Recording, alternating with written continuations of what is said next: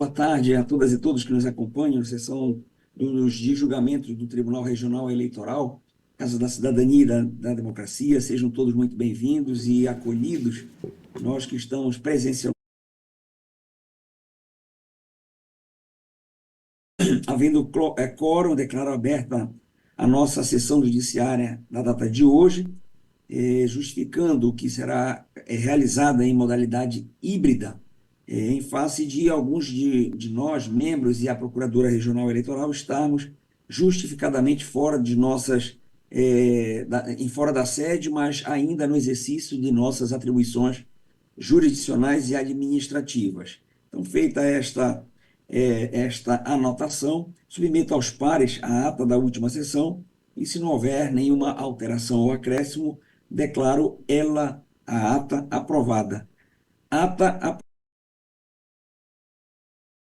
pauta é a ação de investigação judicial eleitoral 601.484 de 2022, origem Macapá, relator o Corregedor Regional Eleitoral, desembargador Carmo Antônio, investigante a coligação Amapá para Todos, Solidariedade, União, PP, PL, Federação PSB Cidadania, PDT e Republicanos. Ainda investigante, Clécio Luiz Vilhena Vieira. Investigados, coligação para mudar de verdade, Jaime Domingues Nunes. E terceiros interessados, Defensoria Pública da União, Facebook Serviços Online do Brasil Limitada. Haverá, neste caso, sustentação oral feita pelo Dr. Samuel Camargo Falavinha, em favor dos investigantes, e Vladimir Belmino de Almeida, pelos investigados Jaime Nunes e Liliane Araújo de Carvalho Albuquerque. Comporão como vogais a turma julgadora os seguintes juízes: Anselmo Gonçalves, Paulo Madeira, Tina Souza, Ariadne Alencar, Rivaldo Valente, João Lages. Ilustre relator, boa tarde, Vossa Excelência está com a palavra. Senhor presidente, ilustres pares, procuradora está online, a doutora Sara. Isso, a doutora Sara. Eu cumprimento também os advogados aqui presentes nessa sala e demais presentes e também que nos acompanham pelas redes sociais. Trata-se de ação de investigação judicial eleitoral por conduta vedada, proposta pela coligação Amapá para Todos e Clécio Luiz Vilhena Vieira, em face da coligação para mudar de verdade. Também contra Jaime Domingues Nunes e Liane Araújo de Carvalho Albuquerque, por conduta vedada e abuso do poder político, consistente no uso de bem móvel pertencente à administração pública. Os investigantes afirmam que Jaime Nunes, candidato ao cargo de governador nas eleições gerais de 2022 e vice-governador à época dos fatos, utilizou-se de seu poder político para entrar no hospital de emergência, sem autorização e em locais de acesso restrito, para realizar campanha eleitoral gravada e posteriormente publicadas nas redes sociais, inclusive por meio de impulsionamentos pagos. Ao final, pediram o reconhecimento de conduta vedada, agentes públicos e abuso de poder político. A investigada Liliane Albuquerque apresentou defesa por negativa geral, por intermédio da Defensoria Pública da União, alegando a ausência de provas robustas que comprovem a participação da investigada nos fatos. E, ao final, pediu a produção de prova testemunhal de todas as provas em direito admitidos e a improcedência dos pedidos. Deferiu-se a produção de prova testemunhal, a expedição de ofícios à emissora de televisão e ao Facebook para informar quantas pessoas foram atingidas pelos impulsionamentos, bem como quanto foi pago pelos investigados para a divulgação do referido conteúdo no Facebook, no Instagram e no Twitter. Liliane Albuquerque e Jaime Nunes apresentaram contestação e nela alegaram as preliminares de ausência de citação regular, falta de defesa técnica, inépcia da petição inicial e perda preveniente do objeto. No mérito, afirmar que a conduta do representado não contém qualquer tipo de irregularidade, já que não houve utilização de bem público. Ao final, requereram o acolhimento das preliminares para extinção da ação sem resolução do mérito e, de modo sucessivo, pediram a improcedência dos pedidos. Foram ouvidas testemunhas, houve a intimação das partes para manifestação dos documentos juntados e, após o encerramento da instrução, determinou-se a abertura do prazo para a apresentação de alegações finais. E os investigados manifestaram sobre as provas e alegaram que os documentos apenas evidenciaram o exercício regular do direito de propaganda eleitoral e a inexpressiva divulgação da propaganda pelos meios virtuais. Os investigantes requereram a renovação do ofício pedido ao Facebook. O Ministério Público Eleitoral manifestou-se pela procedência da ação em face do investigado Jaime Nunes e pela improcedência em relação a Liliane Albuquerque. Chamado feito à ordem, determinou-se a renovação da diligência ao Facebook. Investigantes manifestaram no sentido que as provas trazidas demonstram a gravidade da conduta vedada diante do alto alcance obtido a partir da conduta ilícita, correspondente a 75% do eleitorado amapaense, no caso, 409.189 pessoas. Nas alegações finais, os investigados Liliane Albuquerque e Jaime Nunes reafirmaram a inépcia da petição inicial, diante da perda do objeto, e pelo fato de o investigado não estar investido na função de vice-governador na ocasião, mas sim de candidato ao cargo de governador.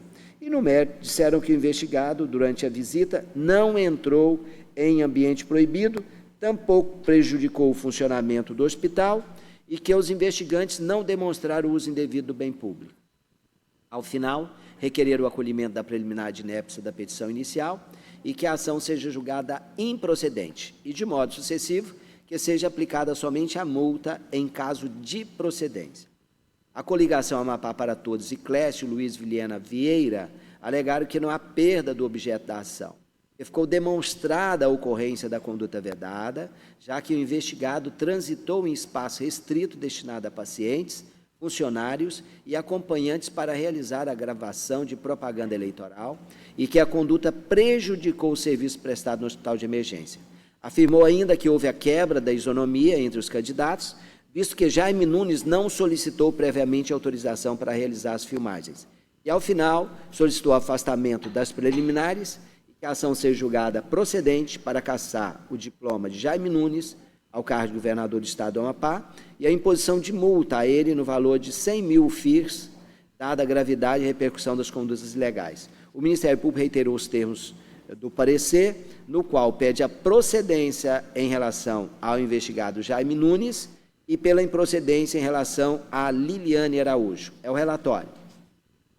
Relatório, vamos conceder a palavra inicialmente ao doutor Samuel Falavinha. Boa tarde, doutor. Vossa Excelência está com a palavra pelo quadro regimental. Senhor presidente, pela ordem, senhor presidente. Pois não, doutor Vladimir, tudo bem? Tudo bom. Só para tirar uma dúvida, que a doutora Paola Julien, ela se declarou suspeita em todas as ações durante o curso da eleição, na qual fizeram parte Jaime Nunes.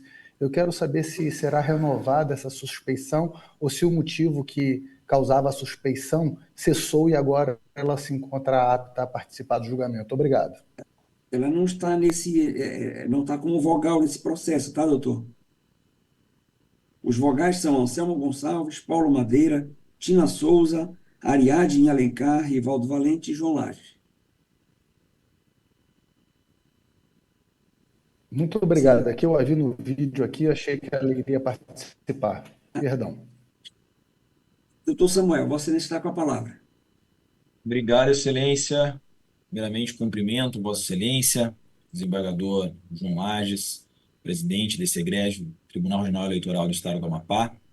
Em sua pessoa, cumprimento todos os demais membros dessa corte. É sempre uma grande alegria poder fazer parte e sustentar aqui perante esse tribunal, o qual eu admiro tanto e nos traz aí tantos ensinamentos e conhecimentos sobre direito eleitoral. Cumprimento também o nobre relator, desembargador corregedor Carmo Antônio, cumprimento a procuradora doutora Sara, que representa a Procuradoria Regional Eleitoral, cumprimento também o doutor Vladimir Almeida, advogado que tanto admiro e também tem todo o meu apreço. Cumprimento a doutora Milene e os demais servidores, todos que nos assistem.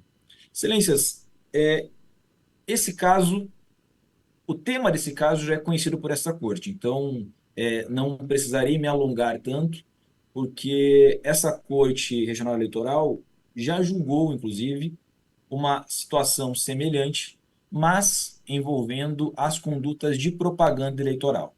Por que digo isso já de início?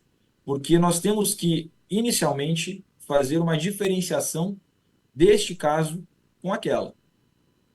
No sentido de que, naquele caso específico, o Tribunal Regional Eleitoral do Amapá entendeu que não teria sido configurada a ilicitude da conduta, porque não haveria a comprovação de que as imagens realizadas pelo então candidato Jaime Nunes teriam ocorrido em um local de acesso restrito. Isso impediria a caracterização, ao menos numa decisão perfunctória de representação eleitoral, de uma condenação por esses fatos. Pois bem, neste caso específico, excelências, nós temos uma mudança dentro da produção de provas processuais.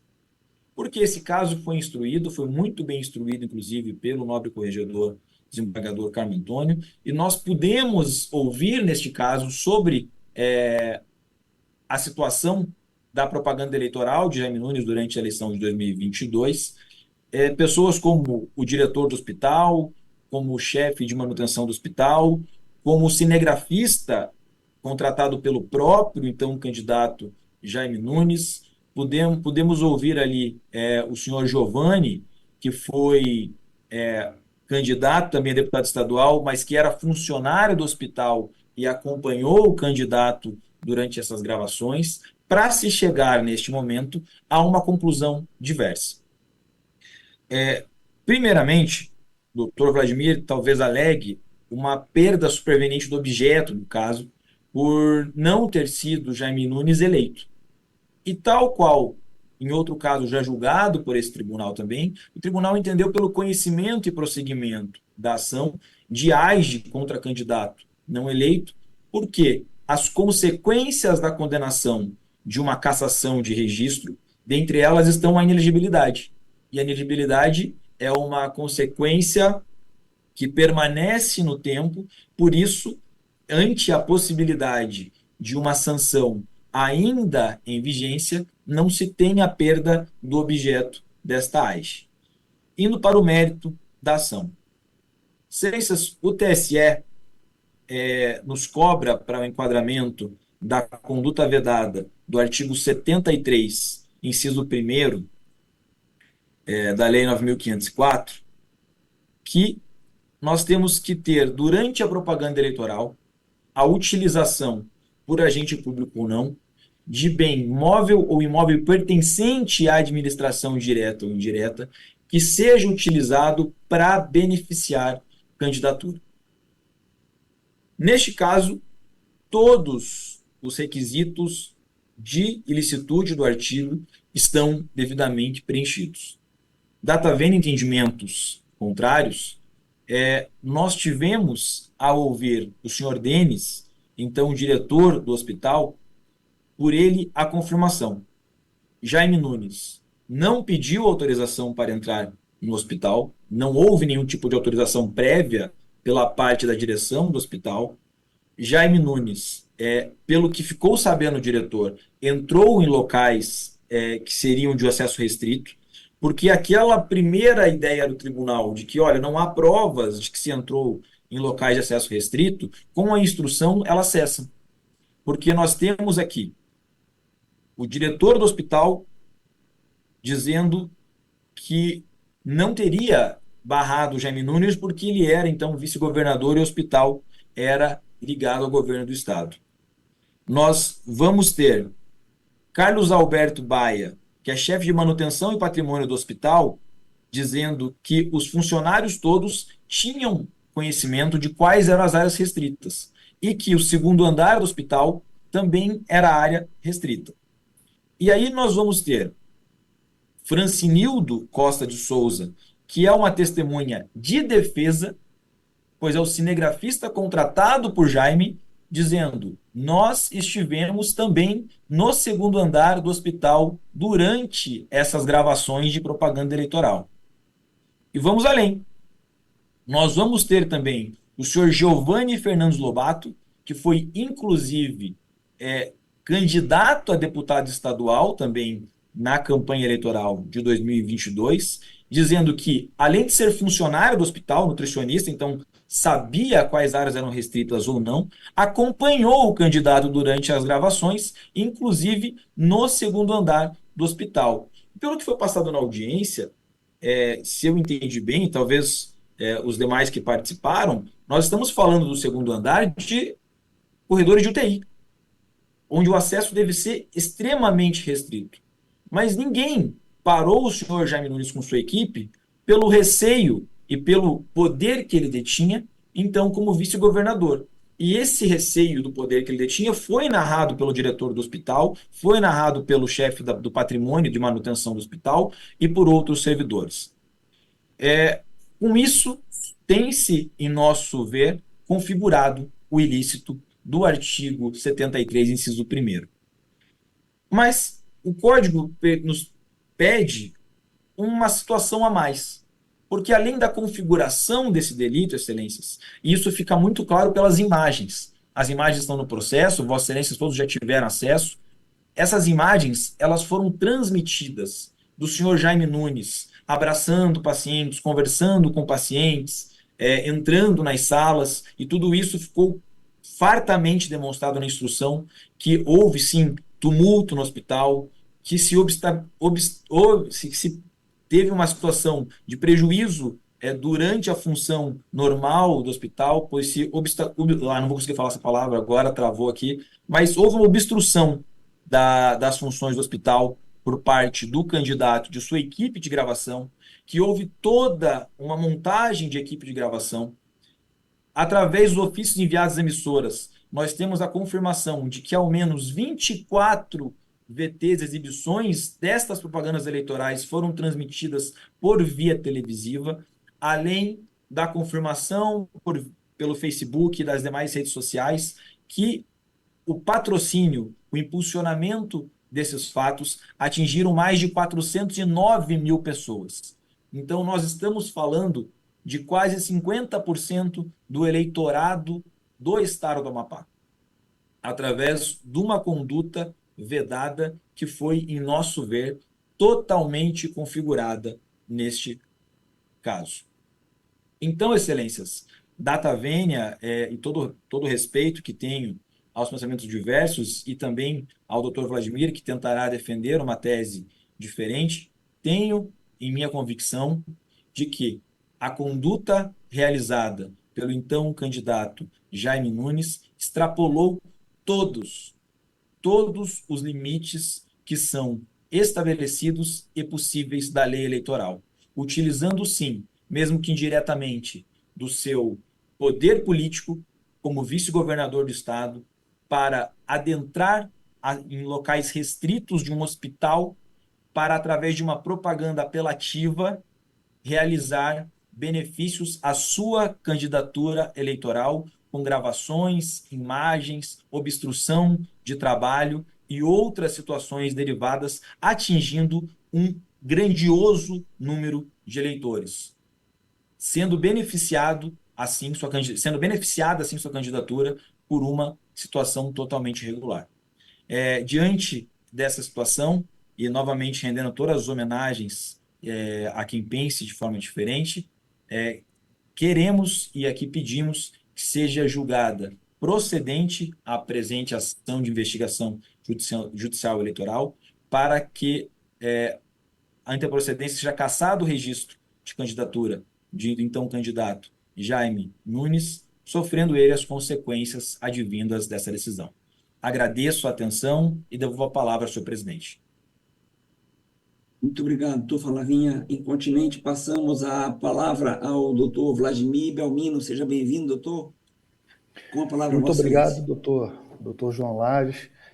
Quero agradecer a oportunidade de participar novamente da sessão de julgamento do TRE do Amapá, agradecer a condução dos trabalhos pelo corregedor, doutor Carmo Antônio, saudar esse tribunal, a todos os servidores, na pessoa da doutora Milene e da doutora Flávia Barriga, que me encaminhou o link para que eu pudesse participar da maneira remota, e aos que nos acompanham, em especial pelas redes sociais.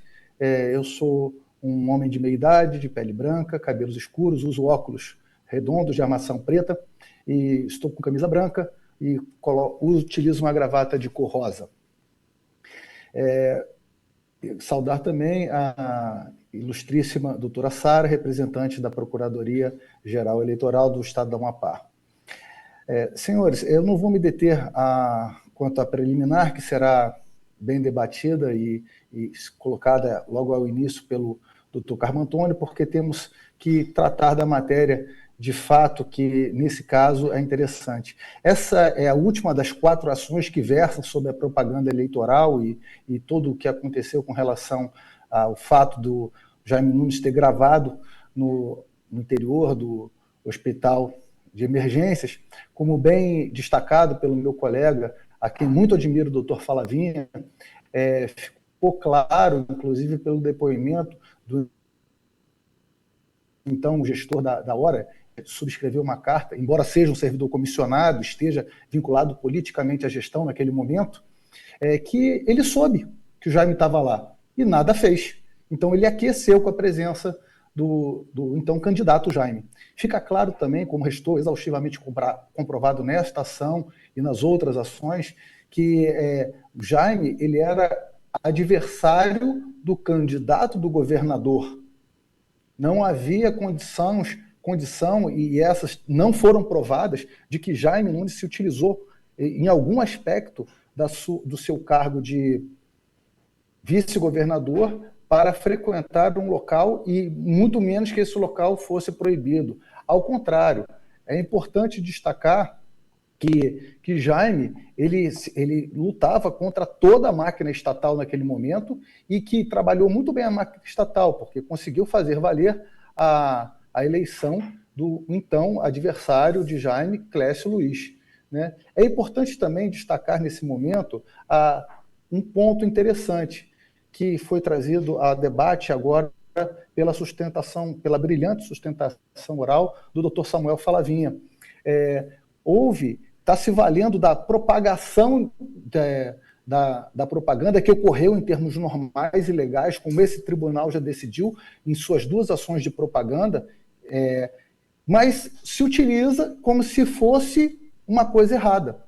Então, não estamos, como bem destacado, julgando questão de propaganda, estamos julgando conduta vedada. Portanto, nesse momento que o tribunal já pacificou o entendimento da legalidade das propagandas, não é prova que se empreste a garantir a demonstração do abuso de poder político ou do abuso ou de qualquer outra espécie de abuso, posto que foi feito dentro da legalidade já atestada por esse tribunal. No outro ponto, temos que destacar que o Jaime Nunes, o que a lei veda no caso da propaganda legal é o real uso do aparato estatal em prol da campanha. Esse aparato estatal não estava à disposição ou a serviço de Jaime Nunes. Ao contrário, se é que houve, e isso está sendo apurado em outras ações, se houve a utilização do aparato estatal em favor de alguma campanha, foi em favor da campanha subscrita pelo governador, que era a do Clécio Luiz, não a de Jaime Nunes.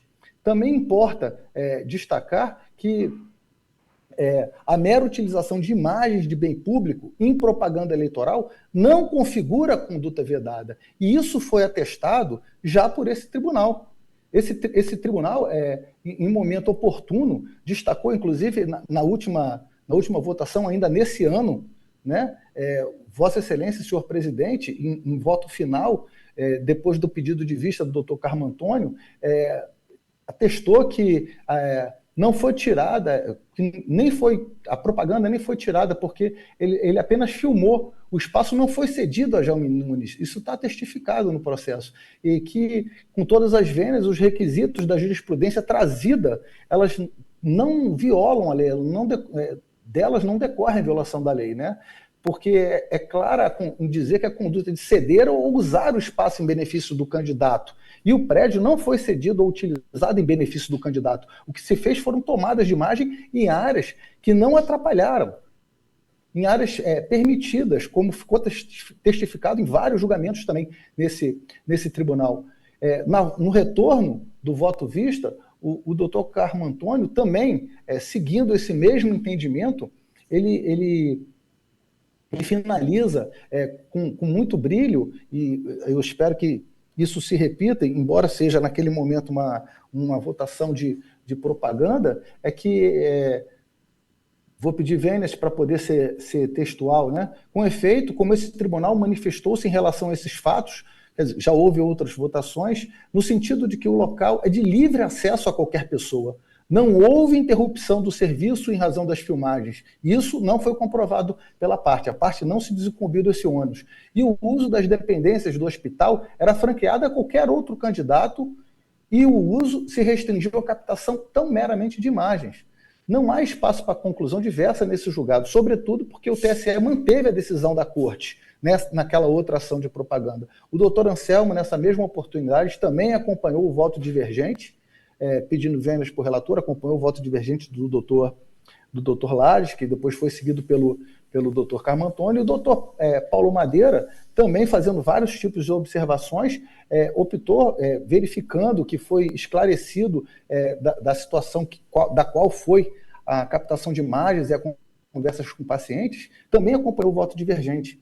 E também é importante destacar que das imagens que estão disponíveis nos autos, verifica-se outras pessoas passando no local, a comprovar que não era o local de restrito acesso.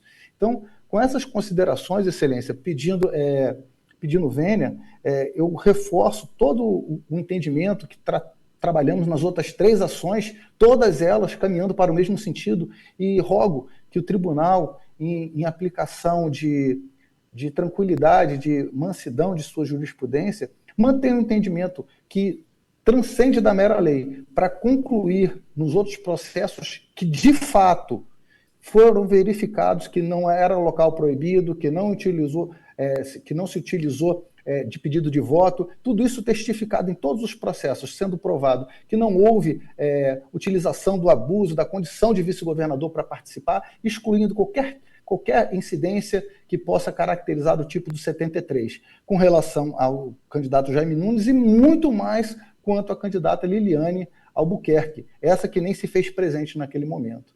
Com essas considerações, eu renovo o pedido de improcedência total dessa ação e desejo a todos um ótimo trabalho. Muito obrigado. Obrigado, doutor Vladimir. Obrigado pelas palavras. E vamos passar a palavra ao Ministério Público Eleitoral, doutor fiscal do ordenamento jurídico. Doutora Sara, boa tarde. Vossa Excelência está com a vez. Boa tarde, excelentíssimo senhor presidente. Boa tarde, excelentíssimos julgadores, nobres advogados.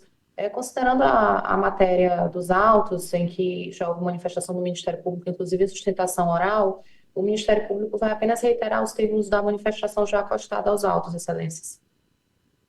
Obrigado, doutora Sara. Devolvo a palavra ao relator. Excelências, há diversas preliminares. Eu começo pela ausência de citação regular e de defesa técnica. Eu esclareço que os investigados afirmaram que a citação de Liliane Albuquerque, realizada por hora certa... para mim, alguém me ouve? Pode prosseguir, desembargador. Que realizada por hora certa por oficial de justiça, não se mostrou válida.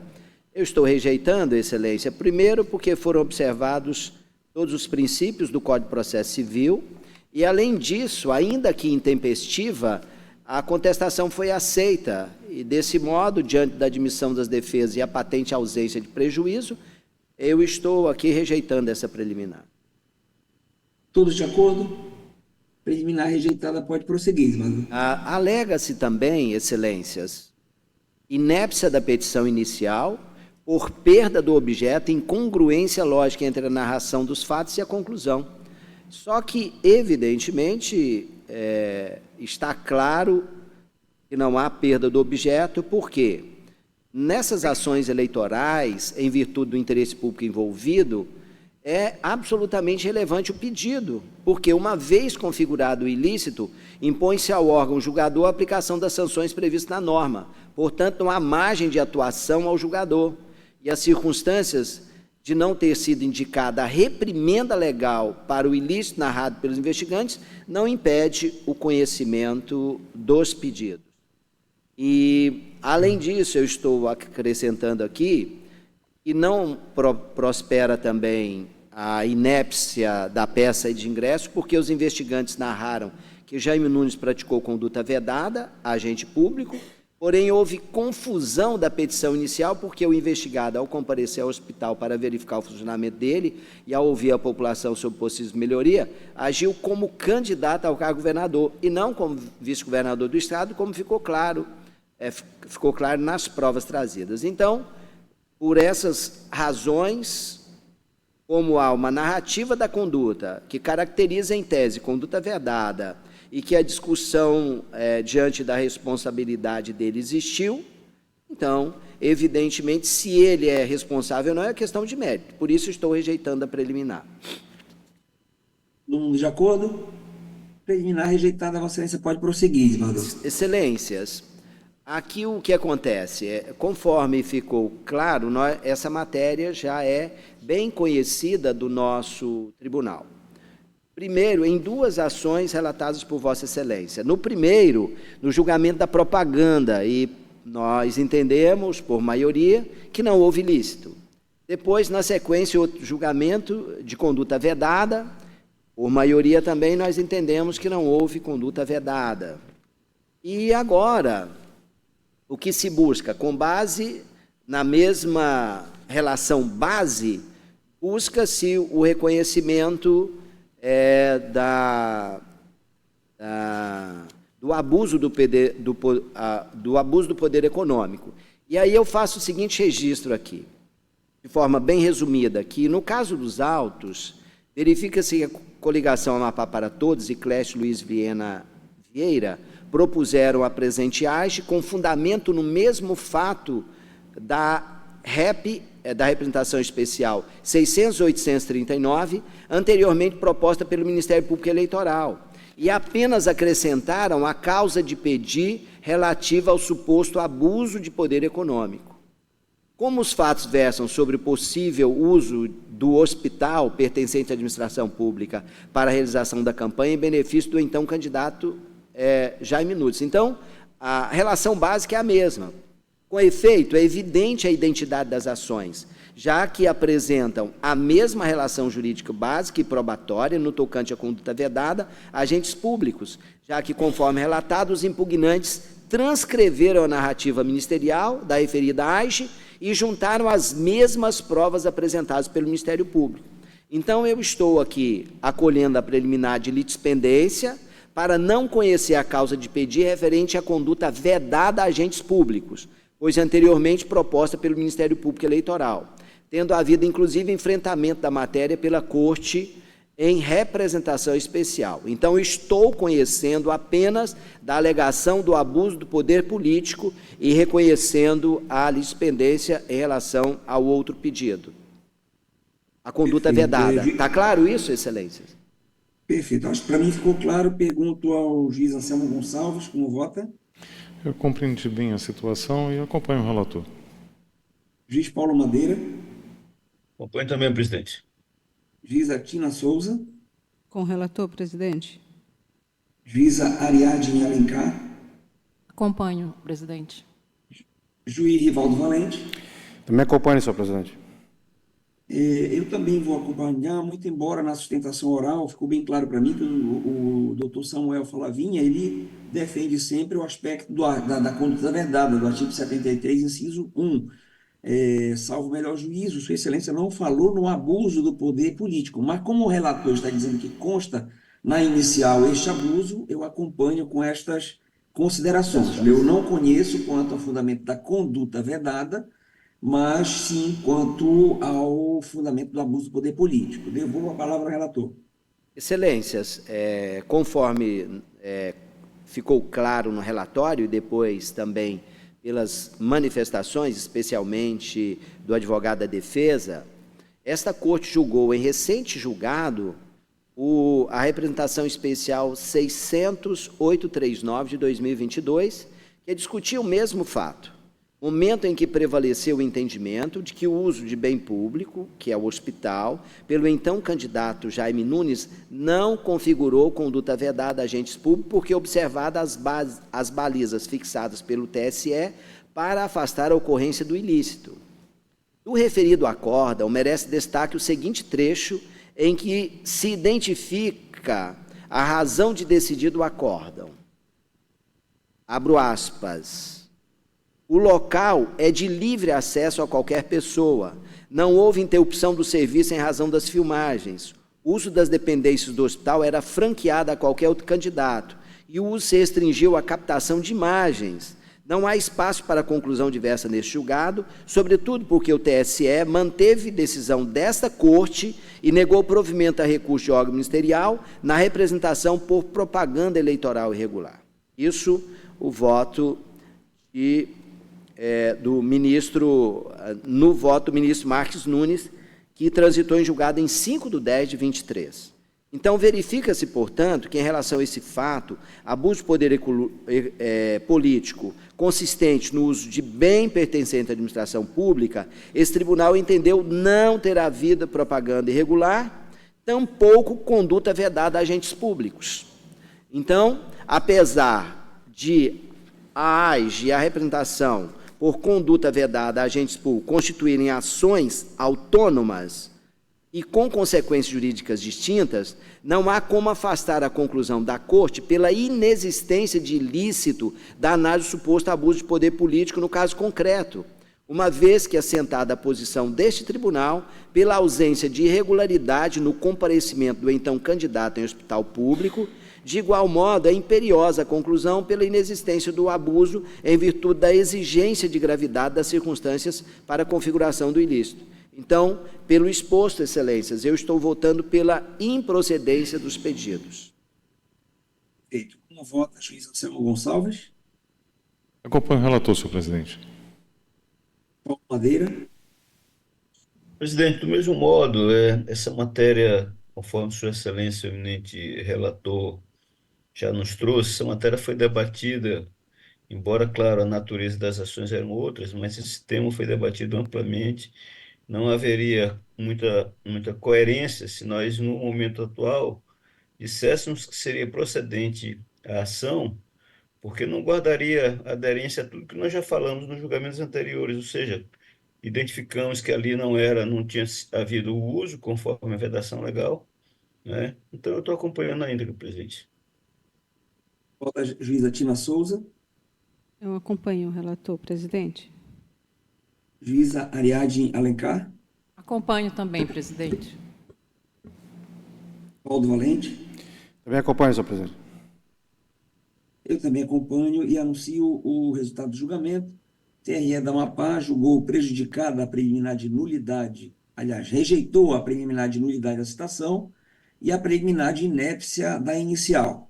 De ofício, acolheu a preliminar de litispendência, não conheceu da ação quanto ao fundamento de conduta vedada, mas sim quanto ao fundamento de abuso de poder político. E no mérito, julgou improcedente tudo à unanimidade. Obrigado, doutor Falavinha, doutor Vladimir, sempre bom tê-los.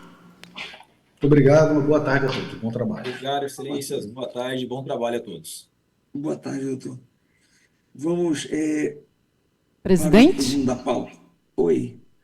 Eu vou. É isso, presidente. Boa tarde.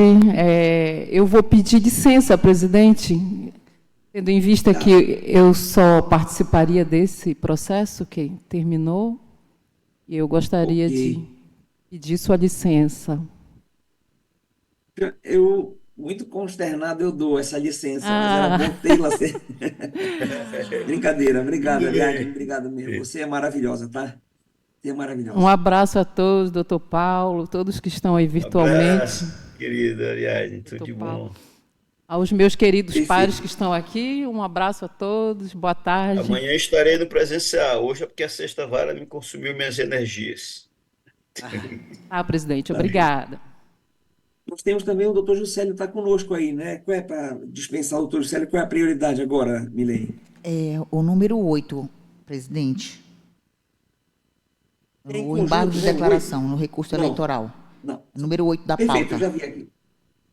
Tá bem, chama em julgamento o item 8 da pauta, embargo de declaração no recurso eleitoral 600.001 de 2021, origem Macapá, relatora a juíza Paola Santos, relator designado juiz João Lages, embargante Carlisson da Silva Rebouça, embargados Marco Jefferson Soares Batista de Oliveira e Alan Patrick Pantoja de Oliveira. Um minutinho só, deixa eu puxar aqui esse voto, que hoje eu estou aqui, hoje nós tivemos uma sessão longa. Um minutinho só.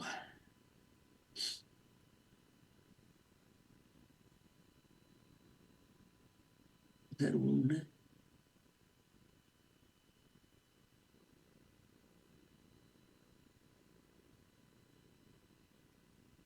Oh, meu Deus, ele não está aqui. Eu peço, eu vou fazer assim, eu vou fazer chamar o item 1 da pauta, Carmo, enquanto eu localizo aqui, pedir para a minha assessoria para mandar esse Ok. voto que eu não estou achando, encontrando, tá? Vamos chamar o item 1 da pauta, que é rápido, é uma continuação do julgamento. No recurso eleitoral, na representação 600.495 de 2020, origem é Pedra Branca da Mapari, relatora é a juíza Tina Souza, o recorrente é Fausto José dos Santos, recorrida ao Ministério Público Eleitoral. Na última sessão, por unanimidade, o TRE rejeitou as preliminares suscitadas, conheceu do recurso e, no mérito, após os votos da juíza relatora Tina Souza, Paola Santos e Rivaldo Valente dando provimento ao recurso, pediu vista ao juiz Carmo Antônio. Os demais aguardam. Ilustre desembargador Carmo, com a palavra. Excelências, como ficou claro no pregão, trata-se de recurso eleitoral interposto por Fausto José dos Santos contra a sentença do juízo da 11ª Zona Eleitoral, que julgou procedente a representação especial por captação ilícita de sufrágio e aplicou ao recorrente a sanção de cassação do diploma de vereador eleito pelo município de Serra do Navio nas eleições de 2020, além de declará-lo inelegível para as eleições que se realizarem nos 8 anos subsequentes, além de aplicar a multa de 10 mil FIR.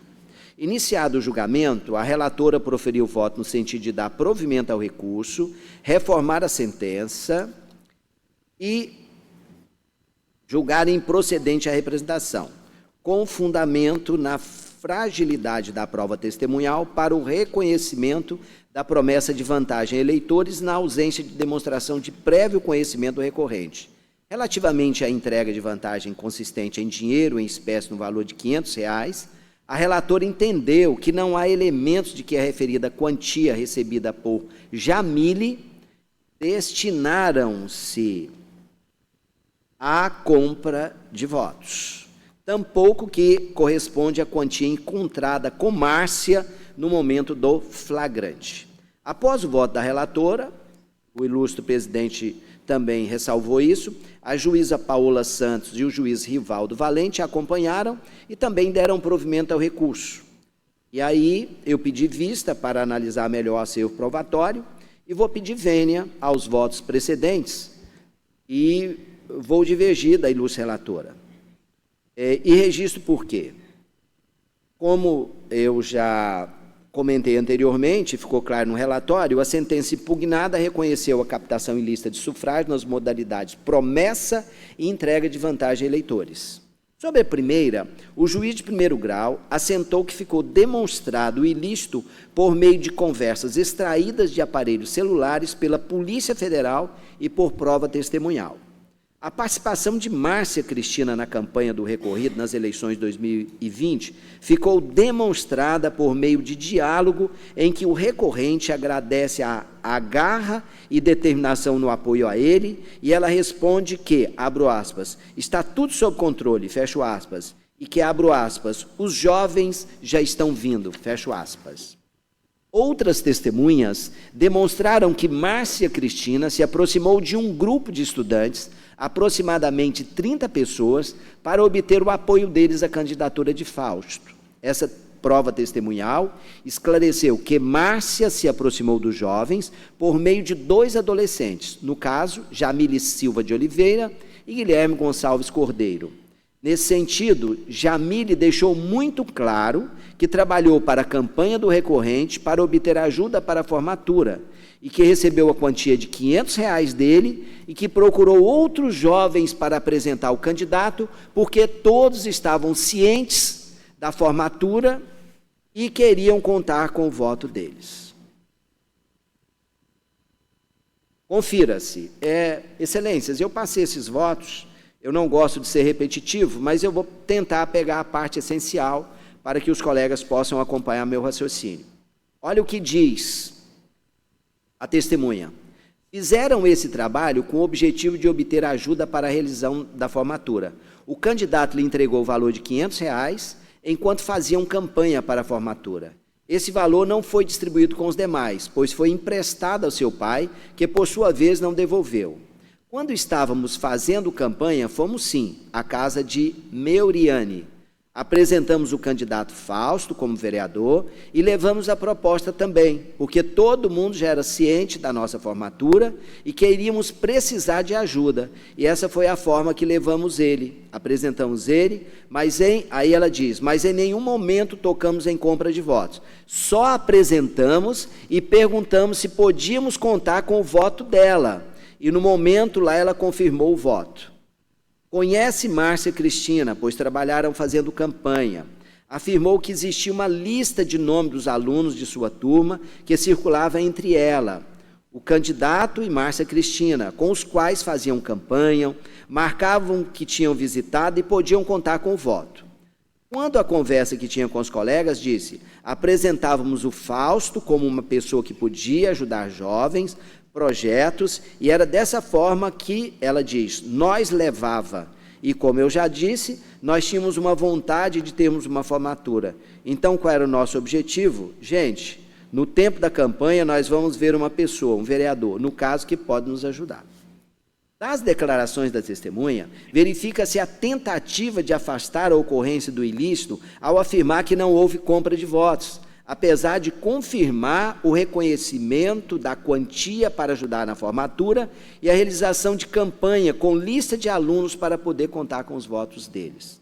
Na mesma linha, Guilherme Gonçalves também afirmou ter sido procurado por Márcia em busca de apoio à candidatura do recorrente e que, em troca, ela ofereceu ajuda para a formatura. Transcrevo. Esteve na casa de Meuriane Martel, no período da campanha. Houve uma reunião em sua casa com o candidato Fausto, presente junto a Márcia Cristina. Seu primeiro contato com a campanha do candidato Fausto José foi em uma caminhada do candidato Elcio, onde foi abordado por Márcia Cristina, que pediu seu apoio e perguntou o que era preciso para conseguir apoio de mais pessoas. No que ele respondeu que estava planejando uma formatura com seus colegas. Após isso, Márcia e o candidato teriam entrado em contato para oferecer uma, entre aspas, ajuda para a formatura da turma em troca do, abro aspas, apoio na campanha. No dia dos fatos, chamaram algumas pessoas para irem à casa do senhor Milton, porque a senhora Márcia Cristina queria conversar. Conseguiam apoio conversando e Márcia sempre estava junto a eles. Márcia lhe pediu uma lista com os contatos de seus colegas de turma, mas como estavam aparecendo muitas pessoas, mandou uma mensagem com receio de, abro aspas, dar muito na cara, fecho aspas. No dia da eleição, estava no carro com Márcia. Dias depois da eleição, Meuriane teria entrado em contato para brigar em virtude do que havia ocorrido na casa do Milton. Ele respondeu que ela não podia reclamar, pois estavam cientes do que estava acontecendo, ou seja, que Márcia queria conversar com todos para provavelmente entregar dinheiro. A testemunha Meuriane Silva Martel também confirmou que Jamile e Guilherme a procuraram em busca de apoio ao candidato recorrente em troca de ajuda para a formatura. E aqui eu destaco um trecho também. Seus colegas lhe chamaram prometendo coisas e tudo mais, e que iriam ajudar na formatura de sua turma, que procuraram com o propósito de dizer que ele estava oferecendo coisas em troca, como ajuda para a formatura e um dinheiro por fora, que o candidato ao qual se refere é Fausto José. Os colegas que lhe procuraram em casa foram Guilherme Gonçalves e Jamile Silva. Além destes, haviam outras pessoas envolvidas, que não foram em sua casa, mas estavam na casa na qual foi buscar o dinheiro no dia da eleição. Foi levada por Regiane e Laiane ao local onde iria receber o dinheiro. A casa era de Milton, mas não o conhece. Regiane a levou para a casa de Milton porque, segundo eles, além da ajuda para a formatura, haveria entrega de um dinheiro por fora. Em troca do dinheiro, deveria votar no candidato Fausto José. E aí está transcrito, os colegas podem acompanhar. Esses testemunhos, na minha avaliação, excelências, não deixam dúvida da existência de um esquema do candidato Fausto para aliciar eleitores por meio de promessa de vantagem individual a eleitores, no caso, quantia em dinheiro para ajudar na realização de formatura de grupo de estudantes. Ao contrário do afirmado, não se trata de promessa genérica, e sim de comprometimento em ajudar no financiamento de evento a um grupo específico de eleitores. Desse modo, as declarações das testemunhas acerca da promessa de ajuda financeira ao grupo de estudantes em troca de voto deles não podem ser consideradas prova frágil, mormente porque se conecta a atuação da Márcia Cristina no apoio à candidatura do recorrente naquele pleito. Nesse sentido, além das declarações que confirmaram a atuação de Márcia Cristina na obtenção do apoio deles, mensagens trocadas entre ela e o candidato Fausto também evidenciam de forma inconteste o vínculo existente e a atuação dela nas práticas ilícitas. Além da promessa, como bem demonstrou a sentença de primeiro grau, houve também comprovação da entrega de vantagem pessoal ao eleitor, no caso, quantia em dinheiro de R$ 500, assim declarada pela testemunha Jamile. A esse respeito, é irrelevante a especulação em torno da quantia apreendida pela polícia por ocasião do flagrante com Márcia Cristina, também no valor de R$ 500. Referindo-se ou não à mesma quantia entregue a Jamile, registra-se apenas que se comprovou a entrega da referida quantia à eleitora em troca do voto dela e de um grupo de estudantes, caracterizando captação ilícita. Pelo exposto, fundamentado no acervo probatório, divirjo do voto da relatora para negar provimento ao recurso e manter integralmente a sentença recorrida. É meu voto, excelências.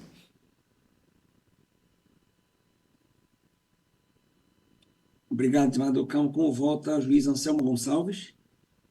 Senhor presidente, pares, a situação, a análise da prova nesse processo é realmente bastante custosa, mas eu acho extremamente relevante o fato de nós termos tido que não há divergência em relação ao fato do candidato ter passado R$ 500 para a Jamile. Aí, o fato de o pai da Jamile ter se apropriado ou não desse dinheiro não afasta a destinação originária, que seria realmente a ajuda para a formatura dos 30 alunos. Então, da Escola Estadual Colônia de Água Branca. E há uma transcrição de um áudio de Márcia para Fausto, que diz o seguinte: oi, Fausto, eu estou aqui na casa do Milton, está tudo sob controle, graças a Deus. Os jovens já estão vindo, eu digo que 90% já vieram, tá? Só falta um pouquinho, e creio que antes das 4 horas nós já estamos saindo daqui para ir para a vila.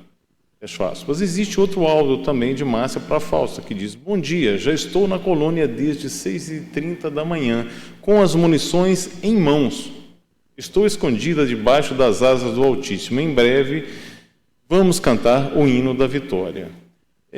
Na verdade, o contexto deixa realmente transparecer que houve, por parte de Fausto, não só o pagamento de R$500 para cooptar o voto desses 30 alunos, né? Isso é inquestionável, embora a destinação não tenha efetivamente se concretizado para a formatura, mas a vantagem foi paga. E o que se vê aqui foi uma atuação bastante marcante por parte de Márcia, na cooptação desses alunos para a campanha de Fausto. Então, senhor presidente, com as devidas vênias à eminente relatora, eu vou acompanhar a divergência. Perfeito. Como vota juiz Paulo Madeira? Senhor presidente, eminentes pares, senhora procuradora regional eleitoral, serventuários, todos que nos acompanham pelas redes. Senhor presidente, eu analisei esse processo, acho que umas 4 vezes. Uma ainda, acho que no ano passado, quando nós iríamos fazer o julgamento, eu já comecei a ler esse processo, quando surgiram alguns debates em plenário, enfim, e analisei de novo quando estava pautado, e fui retirar de pauta e hoje eu fui reler novamente os pontos que eu tinha anotado. Senhor presidente, eu não estou querendo aqui, de maneira nenhuma, fazer algum voto que seja para fazer alguma afirmação de outra ordem que não seja realmente análise processual. Mas eu não poderia deixar de dizer isso. Na minha história de magistratura, eu acho que eu nunca vi um processo com uma prova tão robusta, mas tão segura, tão enfática como esse. Eu nunca vi, honestamente falando. Porque os processos, normalmente, eleitorais, às vezes, na hora de fazer a apuração de provas, por alguma razão, sempre fica alguma falha na análise ali, tem uma quebra de cadeia de custódia, sempre acontece alguma falha que é possível você, pelo menos, ter uma dúvida fundada.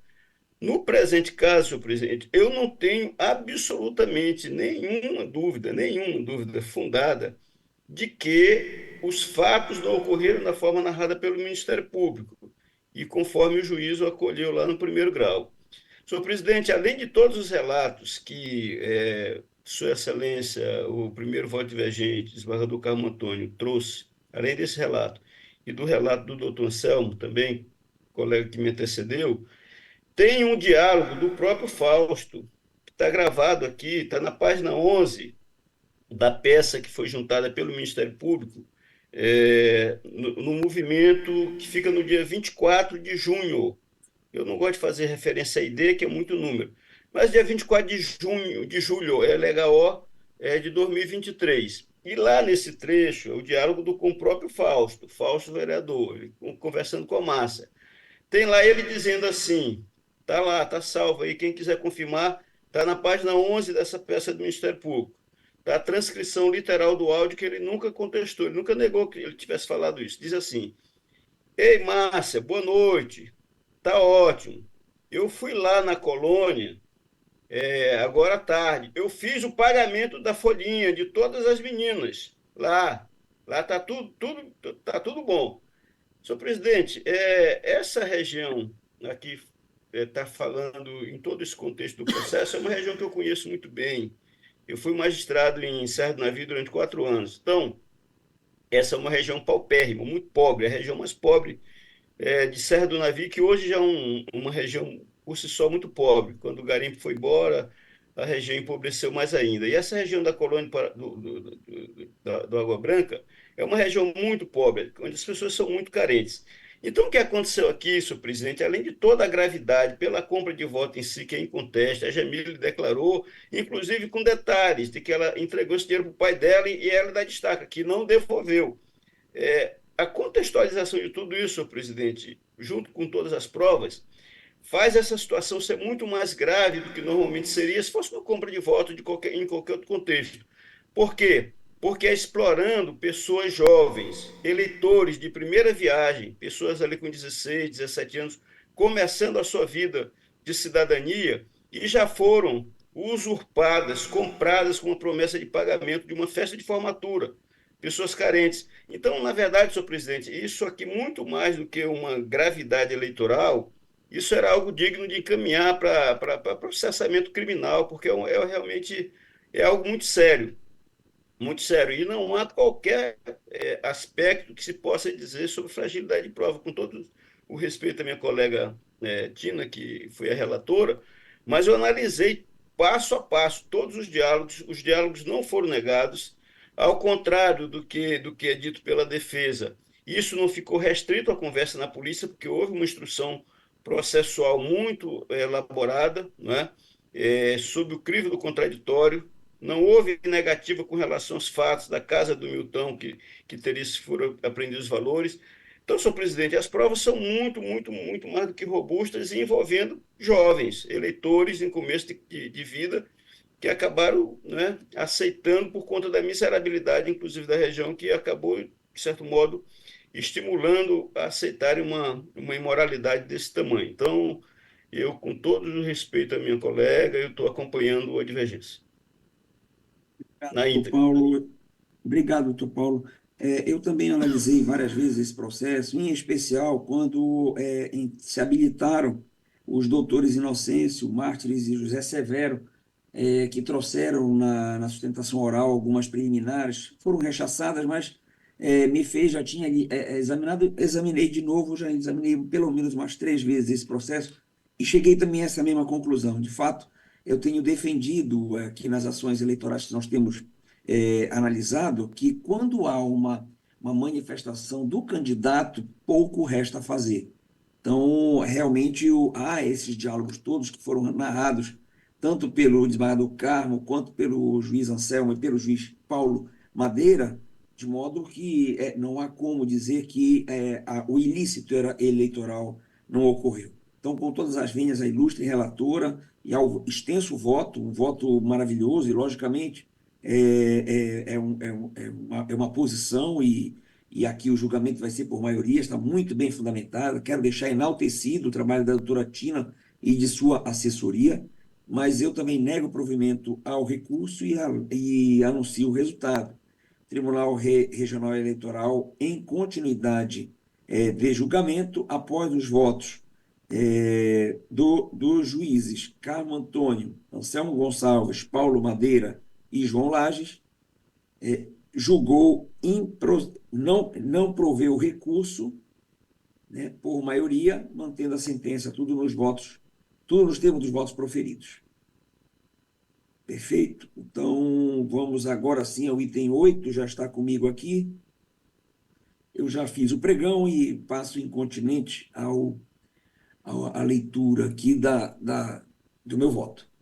Trata-se de embargos de declaração oposto por Calisson da Silva Rebouças, com pedido de efeitos modificativos em face do acordo deste TRE, que deu provimento ao recurso eleitoral interposto por Marco Jefferson Soares Batista de Oliveira para dar parcial procedência à AIME e declarar a fraude à cota de gênero praticada pelo PRTB nas eleições municipais de 2020 para o cargo de vereador e, por consequência, anular o DRAP da agremiação, com a consequente anulação dos votos conferidos aos candidatos, anulando os respectivos diplomas e determinando a realização de nova totalização dos votos e a proclamação de novo resultado para a eleição de vereador no município de Macapá. Sustentou preliminarmente a violação ao princípio do juiz natural em razão da designação de relator para redigir o acórdão diverso do desembargador que inaugurou a divergência e proferiu o voto condutor da tese vencedora. No mérito, alegou omissão no acórdão, que, na conclusão adotada, não teria realizado o escorreito contraste da hipótese acusatória com as provas coligidas na inicial.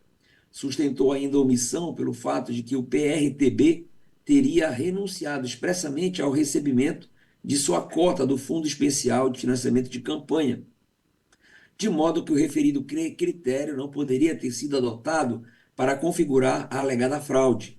Por fim, alegou que a sentença considerou a situação peculiar relativa ao apagão no curso do processo eleitoral de 2020, o que não teria sido levado em conta na conclusão adotada no acórdão. Ao final, ele pediu conhecimento e acolhimento dos embargos, atribuindo-lhes efeitos modificativos para manter a sentença proferida no primeiro grau. Nas contrarrazões de Marcos Jefferson, este sustentou que as razões apresentadas pelo embargante, bem como as provas indicadas como ausentes ou frágeis, foram analisadas nos autos e que os embargos opostos denotam o caráter meramente protelatório, pugnando, portanto, pela rejeição. O Ministério Público Eleitoral, nas suas contrarrazões, aduziu que da leitura do acórdão não se verificam omissões suscitadas, tendo os julgadores se manifestado de maneira satisfativa sobre elas, as quais revelam apenas a insatisfação do embargante com a decisão proferida, razão pela qual manifesta-se pela rejeição. Este é o relatório. Como não há sustentação oral em embargo, passo ao voto. Analisando primeiramente a preliminar de violação ao princípio do juiz natural, ou seja, designação de relator para redigir o acórdão diverso do desembargador que inaugurou a divergência e proferiu o voto condutor da tese vencedora. O embargado suscita essa nulidade, por entender que a redação do acordo não deveria ter sido feita pelo relator designado João Lages, mas sim pelo voto que teria conduzido com maior acerto o resultado do processo, o voto médio inaugurado pelo juiz Carmo Antônio. Não assiste razão, a meu ver, ao embargante. Aliás, a questão foi bem debatida por ocasião do julgamento. Eu transcrevo no corpo do voto, acho que Vossa Excelência receberam, já deve ter passado a todos as manifestações. Eu falei, quem é que vai redigir o acórdão, Juscelio? Juscelio respondeu, doutor Carmo, porque foi ele que inaugurou a divergência. O voto médio, ele tem o voto médio, ele concentra. Aí eu perguntei, eu coloquei, falei, eu inaugurei a divergência dando provimento. Juscelio disse, mas ele é o voto vencedor, porque o resultado do julgamento é exatamente esse. É a procedência em relação ao PRTB e a improcedência em relação ao PSB. Aí então vamos lá. Juscelio, o doutor Carmo, ele inaugurou a divergência que venceu. Aí eu falei, negativo. Quando começou em relação ao PRTB, o voto que abriu a divergência foi meu. Então, eu fui o primeiro voto. Eu estou dando provimento ao recurso do recorrente contra o PRTB. Aí vem o meu voto, o do Rivaldo, da Tina, do Carmo e de Vossa Excelência. Agora, quem é que vai redigir o acórdão? É isso que estou falando para lançar aqui quem vai redigir o acórdão. Tem que ser, logicamente, você tem que separar quem deu provimento e quem não deu. E ainda quem deu provimento parcial. Você tem que separar na tabela assim. E eu vou redigir vai ter que redigir o acórdão. Então, aquele que levou, não é? Que abriu a divergência, no caso fui eu, redijo o acórdão. É claro que a consequência daquilo que vai ocorrer daqui, depois dessa decisão, essa é uma consequência que, em relação ao PSB, vai ser uma. Em relação ao PRTB, vai ser outra. Agora, eu não posso colocar aqui quem vai redigir o acórdão para quem negou o provimento à doutora Paola. E eu vou redigir para quem deu provimento. Porque aqui você tem que colocar a maioria para onde foi. Por isso que eu coloquei. Ficou assim o registro. Olha, abre aspas. O TRE do Amapá conheceu e tal. E no mérito, por maioria, deu-lhe provimento. Fecha aspas. Porque nós todos demos provimento, ainda que provimento parcial. O Carmo e Vossa Excelência, não é? E a maioria deu provimento, ainda que parcial, mas foi dado provimento ao recurso que a parte veio buscar, não é? Abre aspas, vencidos, a relatora doutor Paulo Madeira, fecha aspas. Aí eu coloquei, abre aspas, registrem-se os votos dos juízes Juscelio Neto e Carmo Antônio que deram parcial provimento, ressalvando as candidatas Leia dos Santos, Carla Cristiane e o PSB, em relação aos quais negaram provimento. Redigirá o acórdão, fecha aspas, tem que redigir o acórdão. Pois bem, a questão está bem esclarecida no artigo 61, caput do regimento interno deste tribunal. Diz o artigo 61. Caput. Os acórdãos serão redigidos pelo relator, salvo se for vencido quanto ao mérito, ou não estiver em exercício, casos em que serão lavrados, respectivamente, pelo juiz prolator do primeiro voto vencedor ou pelo integrante da classe que ocupar o cargo quando do encerramento do julgamento. Na mesma toada, diz o artigo 941 do Código de Processo Civil: proferidos os votos, o presidente anunciará o resultado do julgamento, designando para redigir o acórdão o relator ou, se vencido este, o autor do primeiro voto vencedor. Com efeito, o primeiro voto divergente da conclusão adotada pela relatora originária do feito foi prolotado por mim, em antecipação de voto, na sessão realizada no dia 25 de janeiro de 2024, conforme extrato da ata, que transcrevo no corpo do voto. O voto de vista do juiz Carmo Antônio, dando parcial provimento ao recurso, somente foi proferido na sessão seguinte, de 29 de janeiro. Logo, não há dúvida que o juiz prolator do primeiro voto vencedor divergente, ainda que em parte, do voto proferido pela juíza relatora originária, foi o voto do juiz João Lages, sendo este o juiz designado para redigir o acórdão. Note-se que a norma não especifica as nuances da decisão, como a procedência parcial ou a teoria do voto médio. Sendo vencedor o voto, em contraposição ao voto do relator originário, o primeiro juiz que prolatou o voto que veio a ser vencedor, divergindo do voto do relator, terá a incumbência de redigir o acórdão em conformidade ao que restou decidido pela Corte. A tese de que o relator designado para redigir o acórdão é aquele que conduziu com maior acerto o resultado do julgamento não encontra suporte legal. Aliás, reforço que nos termos do artigo 941, caput do Código de Processo Civil e artigo 61 do nosso regimento interno, o juiz autor do primeiro voto vencedor será designado para redigir o acórdão. Logo, está vinculado ao que restou decidido pelo colegiado, não havendo falar em violação ao princípio do juiz natural, como alegado. Com essas razões, eu rejeito esta preliminar e, presentes o pressuposto, conheço, mas antes de conhecer, eu vou colher os votos, tá bom? Como vota juiz Carmo Antônio? Excelência, eu vou acompanhar. Embora eu tivesse um posicionamento distinto, eu penso que o importante é que um de nós redija, e eu prefiro que seja Vossa Excelência. Estará em boas mãos, tá? Então, eu vou acompanhá-lo. Perfeito. Como vota juiz Juscelio Neto? Boa tarde, presidente. Eu mantenho o meu posicionamento de que o voto médio foi aquele proferido pelo desembargador Carmo Antônio e que deveria ser ele o relator para o acórdão. E digo isso pela seguinte razão. A regra prevista, tanto no CPC quanto no nosso regimento interno, ela está vocacionada para aquele processo em que se veicula apenas uma ação.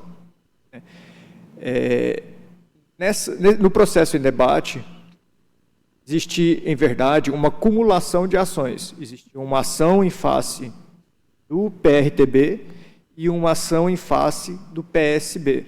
São dois DRAPs distintos. E a votação do recurso foi conduzida no sentido de que cada DRAP acabou formando uma maioria de forma diferente, sendo que, em relação ao DRAP do PRTB, houve provimento ao recurso, né,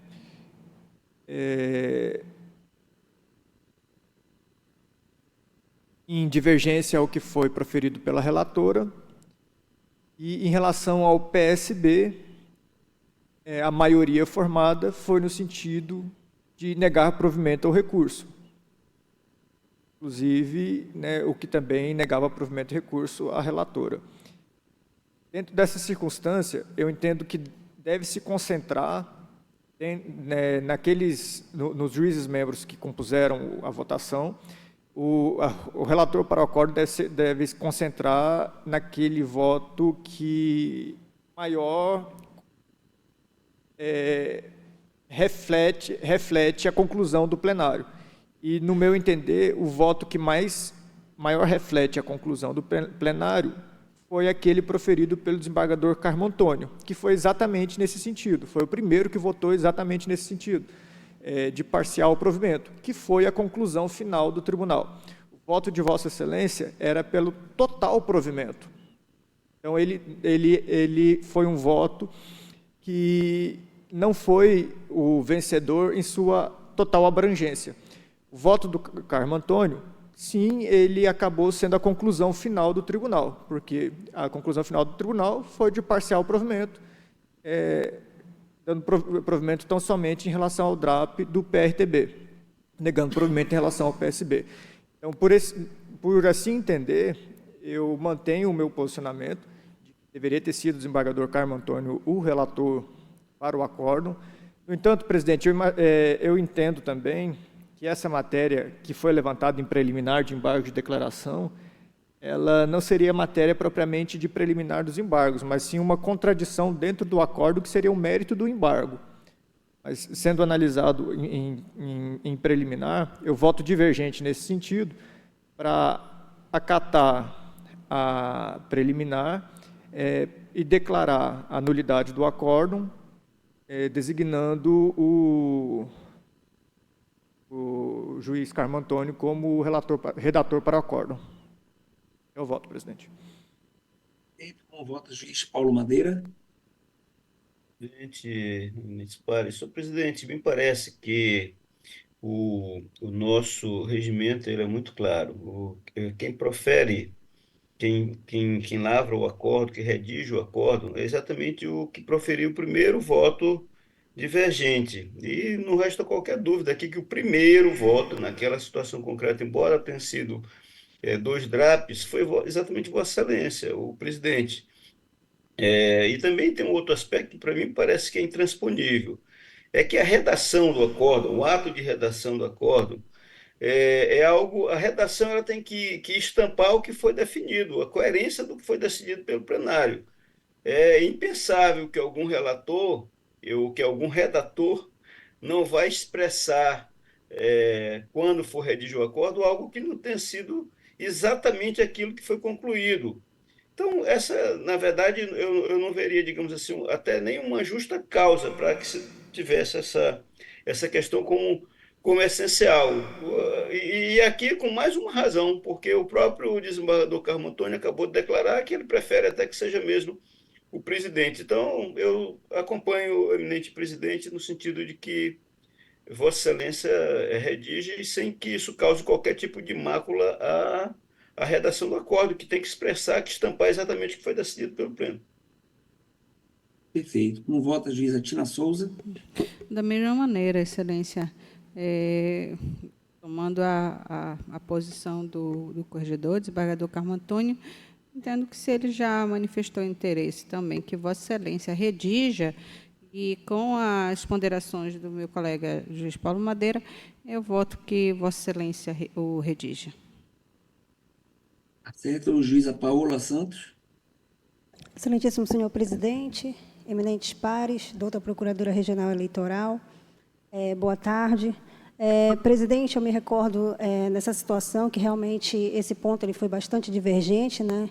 Ele gerou realmente esse imbróglio na corte e o meu entendimento ele se assemelha ao que foi agora exposto pelo doutor Paulo Madeira e também vejo que o acórdão ele segue a decisão fidedigna da corte, né? E ficou apenas em relação a esse aspecto, então eu vou acompanhar, né, o relator e os que me antecederam nesse mesmo sentido. Perfeito. Com o voto, a juiz Rivaldo Valente. Senhor presidente, eminentes pares, doutora Procuradora Regional, ilustres advogados presentes neste tribunal e os que estão virtualmente. Senhor presidente, existe uma regra clara no direito que diz que a interpretação cessa quando a lei é clara. E o artigo 61 do Regimento Interno é muito claro ao afirmar que o juiz, autor do primeiro voto vencedor, será designado para redigir o acordo. Não há o que se discutir em relação à interpretação deste artigo, senhor presidente. Então, com essas considerações, eu acompanho integralmente o relator. Perfeito. E no mérito, então, senhores ilustres pares, o embargante diz que existe omissão, mas eu consto aqui no voto de mérito que não há omissão a ser sanada. O que pretende realmente o PRTB é o reexame de tudo que nós já apreciamos, de modo que, no mérito, eu estou rejeitando os embargos de declaração. Como vota o juiz Juscelio Neto? Com o relator. Juiz Carlos Antônio? Acompanhe, Vossa Excelência. Juiz Paulo Madeira? Põe também, presidente. Juíza Tina Souza? Com Vossa Excelência. Juíza Paola Santos? Acompanhe, presidente. Rivaldo Valente? Acompanhe, senhor presidente. E anuncio o resultado. O TRE do Amapá, por maioria, rejeitou a preliminar, vencido o juiz Juscelio Neto, e no mérito, a unanimidade, rejeitou o recurso, tudo nos termos dos votos proferidos. Doutor Juscelio, muito obrigado mais uma vez pela sua presença. Vossa Excelência é imprescindível realmente no meio de nós. Eu que agradeço, presidente. E o senhor está gripado? O Juscelio está querendo me pegar uma gripe, rapaz. E hoje nós tivemos um... Rapaz, eu estou saindo de uma. Melhoras aí, presidente. Eu estou saindo de uma. Obrigado. Já estou melhor já. Até mais. Tá bom. Até mais, colegas. Bom. Até mais. Carlos e eu ainda agora, nós saímos, já era 3h30 da tarde, cara, uma hora que eu acabei de engolir. Eu fiquei até quase 4 horas da manhã ontem esperando atendimento no São Camilo para minha enteada. Tá feio o negócio lá de gripe, todo mundo gripado na cidade. Verdade. Tem tudo. Mas então é isso. Vamos aqui chamar em julgamento o item a partir lá de cima, item 2 da pauta. Desembargador Carmo é relator. Trata-se do agravo regimental na ação na AIME, número 600.006 de 2023. O agravante é Arnóbio Flecha Nascimento e Pedro Filé Lourenço da Costa Neto. E o agravado é Jaime da Silva Pérez. Comporão a turma julgadora com o relator, juízes Anselmo Gonçalves, Paulo Madeira, Tina Souza, Paola Santos, Rivaldo Valente e João Lages. Ilustre relator, com a palavra. Há uma questão de segredo de justiça, Carlos. Vai manter? Excelência, eu fiquei com muita dúvida, porque, na verdade, aqui eu proferi uma decisão extinguindo o processo em relação à impossibilidade de AIME, nesse caso específico. E agora eu vou propor ao meu tribunal que mantenha a minha decisão. E aí, se isso acontecer, será sepultado, mas pode ser que não. Então... Retira então, né? Vamos retirar. Pronto, acho que está unânime, está retirado então. Pode prosseguir, Carlos. Excelência, resumidamente, eu vou tentar resumir, são 10 páginas e a nossa pauta está enorme. Se algum colega não entender o que eu falar resumidamente, eu estou à disposição para esclarecimentos. Aqui é um agravo regimental interposto por Arnóbio Flecha Nascimento e Pedro Filé Lourenço, da Costa Neto, contra a decisão desse relator. Nesse agravo regimental não tem sustentação, né, Excelência? Não tem não. Então, um motivo a mais para eu resumir. Então, contra a decisão desse relator que julgou extinta a ação de impugnação de mandato eletivo com fundamento na inadequação da via eleita e nos precedentes dessa Corte sobre a matéria. Está claro, Excelência? Claro. Então, esse é o relatório. Há o parecer do Ministério Público Eleitoral, que manifestou-se pelo conhecimento e provimento do agravo, por entender que a inobservância do percentual mínimo de 30% dos recursos às candidaturas negras e femininas pode configurar fraude e abuso de poder econômico, e por isso ele entende que deve ser provido o recurso. É o relatório. Perfeito. Doutora Sara, Vossa Excelência está com a palavra. Excelentíssimo senhor presidente, excelências, o Ministério Público reitera os termos do parecer. Parecer reiterado, devolvo a palavra ao relator. Presentes pressupostos de admissibilidade, eu estou conhecendo o recurso. Recurso conhecido, pode prosseguir. Excelência, quanto ao mérito, eu estou mantendo e vou fazer isso em um parágrafo que eu acho que ele é elucidativo. Conforme destacado na decisão agravada, há diversos julgados dessa Corte no sentido da impossibilidade do manejo da AIGE para questionar os parâmetros usados pelo partido no âmbito nacional na distribuição de recursos a candidaturas femininas e negras no Estado. Esse tribunal assentou que a insurgência contra os critérios de distribuição de recursos oriundos do Fundo Especial de Financiamento de Campanha usados pela direção nacional do partido, no tocante aos percentuais devidos à corte de gênero e racial, não constitui causa de pedida à ação de investigação judicial eleitoral. Então, por isso, eu estou votando pelo não provimento do agravo. Existe alguma divergência dos colegas? Não havendo, então, divergência, anuncio o resultado. O TRE da Amapá, à unanimidade, conheceu e negou provimento ao recurso. Tudo nos termos do voto proferido pelo ilustre relator. Vamos chamar em julgamento agora em bloco, e são os últimos a serem julgados, o item de 4 a 7. Vou fazer o pregão. 4 é o embargo de declaração na AIGE, número 601.640 de 2022. Embargante é Jorge Emanuel Amanajás Cardoso e embargado o Ministério Público Eleitoral. O item 5 é o embargo de declaração na AIGE, número 601.640, é a mesma ação, e o embargante é Júlio César da Silva Nascimento, embargado também o Ministério Público Eleitoral. E o outro é o item 6 da pauta, o embargo de declaração na representação especial, número 601.641 de 2022. O embargante é Jorge Emanuel Amanajás Cardoso e embargado o Ministério Público Eleitoral. E o 7 da pauta é o embargo de declaração na representação especial 601.641 de 2022, cujo embargante é Júlio César da Silva Nascimento e o embargado Ministério Público Eleitoral. Comporão a turma julgadora, junto com o relator, os juízes Anselmo Gonçalves, Paulo Madeira, Tina Souza, Paola Santos, Rivaldo Valente e João Lages. Ilustre relator, com a palavra. Excelência, eu vou pedir vênia também para tentar resumir o relatório e depois, se for o caso, voto também, de mérito. Aqui, como ficou claro no pregão, são embargos de declaração opostos por Jorge Emanuel Amanajás Cardoso e Júlio César da Silva Nascimento contra os acórdãos 8078 e 8079, que julgaram procedentes os pedidos da representação especial por captação ilícita de sufrágio, bem como da ação de investigação judicial eleitoral por abuso de poder econômico. O que Jorge Amanajás disse? Ele apontou 5 omissões. A primeira delas, ele disse que o tribunal não se manifestou quanto ao impedimento das magistradas Paola e Tina para atuarem no feito.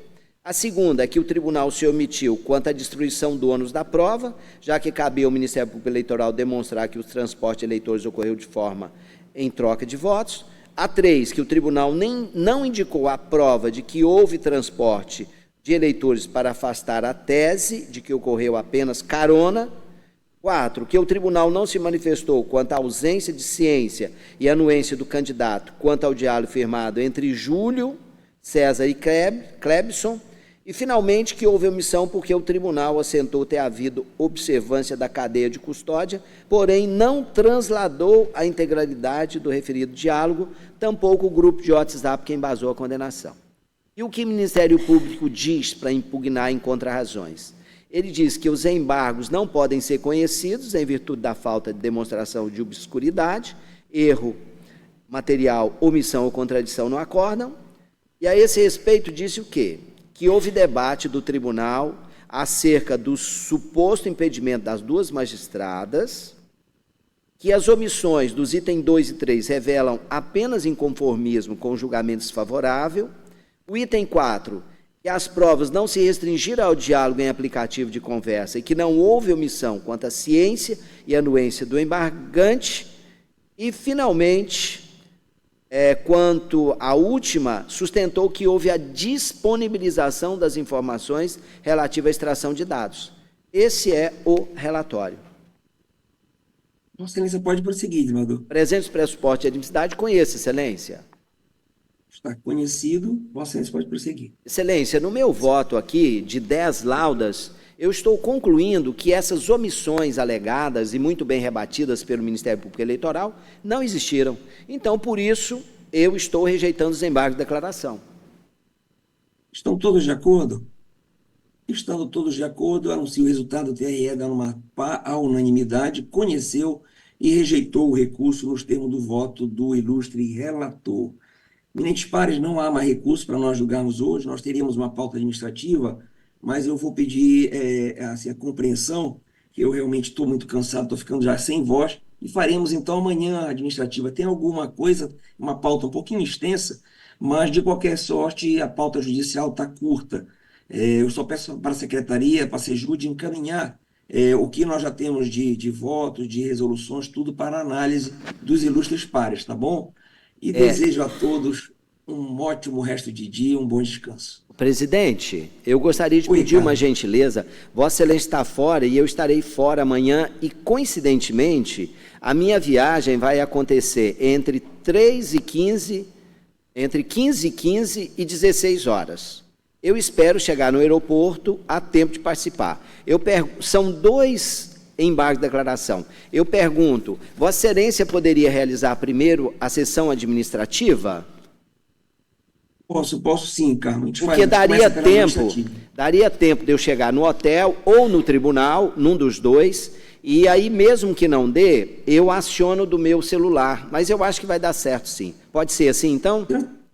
Tranquilo, pode. Começando pela administrativa, tá bom? Eu agradeço, presidente. E um bom proveito na sua viagem. Espero que faça bons exames e que volte com a saúde religiosamente em dia. Obrigado, Carmo. Está encerrada a sessão.